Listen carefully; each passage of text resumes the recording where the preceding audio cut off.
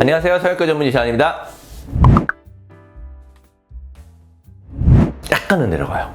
왜 내려가냐면 코 수술을 하면 이 비주 있는 부분, 비주가 수술했었을 때 본인이 딱 만지면 되게 돌덩이처럼 딱딱한 느낌이 들거든요.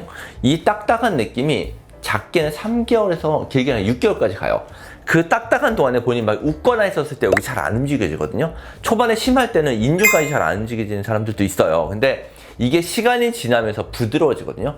그게 부드러워지면 약간 낮아져요. 코가 살짝 들려 보였다가 내려간다 정도로 보통 얘기를 하는데, 이거는 사실은 수술의 기법에 따라서 영향을 많이 받아요. 어떻게 수술하느냐에 따라서 코끝이 떨어진다 안 떨어진다가 좀 달라질 것 같아요. 살짝 높이라고 하는 게 각도를 약간 위로 올려요. 각도가 살짝 올라가게. 처음엔 환자분들이 얘기할 때 수술 직후에 일주일 정도 지났었을 때 코 살짝 들려 보일 수 있어요 라고 얘기를 해요. 어떤 분들이 그러냐면 원래 코 자체가 코끝이 떨어지는 사람들이 있거든요. 왜냐면 본인이 이 근육 자체가 코끝을 자꾸 내려오는 성질이 있기 때문에 그분들은 스트레이트하게 코를 만들어내면 시간이 지나서 코끝이 이렇게 떨어지는 느낌이 있어서 일부러 수술 직후에 코가 살짝 올라가게 만들어요. 근데 일반적인 경우라면 그렇게까지는 아니고 봤을 때 심하지 않은 정도는 만들죠. 보통 1년 정도 뒤에는 거의 변화 없다고 얘기를 해요. 연골이 흡수되는 것도 약간은 있고, 그 다음에 연골 자체가 이 지지 기반 자체가 살짝 약해져서 내려오는 것도 있고, 그게 3개월 이후의 변화가 그렇게 크지는 않아요. 네.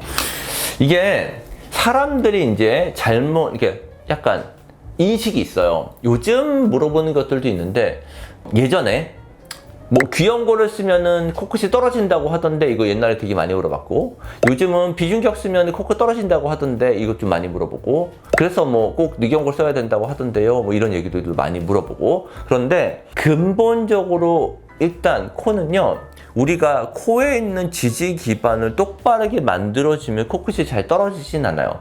그림을 제가 설명을 해드릴게요. 요 기둥이 보통 이제 비중격 연골이라고 하는 연골이 바로 요 가운데 연골인데, 요 연골을 보통은 이제 연장을 해서 베이스 지지 기반을 만들어주는 게 사실 코에 있어서는 제일 중요해요. 이 베이스가 약하기 때문에 코가 나중에 낮아지게 돼요.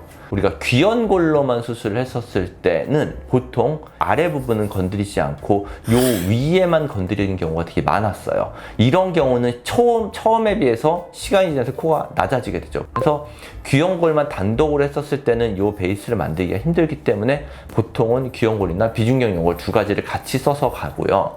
비중격 연골이 사람마다 크기가 달라요. 본인이 갖고 있는 비중격이 굉장히 작고 약했었을 때는 코끝이 떨어지게 돼요. 약해져서. 그 경우에는 비중격이 아니라 늑연골을 써야 탄탄하게 유지가 된다는 거죠. 제가 종합적으로 말씀을 드리면, 본인이 코 수술을 할 때 이 밑에 있는 베이스 구조를 튼튼하게 만들지 않고 위쪽에 그냥 귀연골만 쌓아주는 구조로 만들었을 때는 시간이 지나서 코가 낮아지는 부분은 분명히 있어요. 그래서 이 베이스를 만들어주는 게 되게 중요한데, 이 베이스를 만들어주는데 가장 많이 사용했던 연골이 비중격 연골이에요. 아니면 이제 늑연골로 이 베이스를 만들어야 되는 건데, 본인이 가지고 있는 비중격 연골이 크기가 너무 작거나 너무 약하거나 너무 부드럽거나 하면 시간이 지나서 또 약간 눌릴 수 있거든요. 이 경우에는 코끝이 조금 더 낮아질 수 있어요. 사람들이 이제 자가늑이나 기증늑을 써야 코가 안 낮아진다고 하는 건 그런 의미에서요. 기증늑이나 자가늑은 이게 딱딱한 연골이거든요. 탄탄한 연골이죠. 그렇기 때문에 시간이 지나서 코가 낮아지는 빈도가 덜해요. 만약에 본인이 갖고 있는 비중격 연골 자체의 크기가 튼튼하거나 하면 그걸로도 충분한 경우들도 많아요. 그래서 CT를 찍어서 일단은 크기를 확인을 해봐야죠. 그런 거를 종합적으로 봐서 수술을 결정을 하는 거예요. 요즘 그래서 많이 늘어났어요. 그러니까 예전보다 코끝을 높이려는 게 많아졌거든요. 그럼 베이스 자체를 탄탄하게 만들어주려면 자가늑 경우를 써서 가는 게 좋죠. 그래서 요즘은 첫 번째 수술 때 자가늑 사실 비율이 예전보다 높아지긴 했어요. 첫 번째 때 본인이 아주 구조가 안 좋지 않다면 사실은 본인이 갖고 있는 늑연골 대신 비중격이나 귀연골로 모양 만들 수 있는 경우가 제법 있거든요. 그래서 그거는 CT 찍어보고 판단을 하는 게 맞지, 무조건 뭐 코끝을 높인다고 해서 늑연골 써야 되나, 이건 아닌 것 같아요.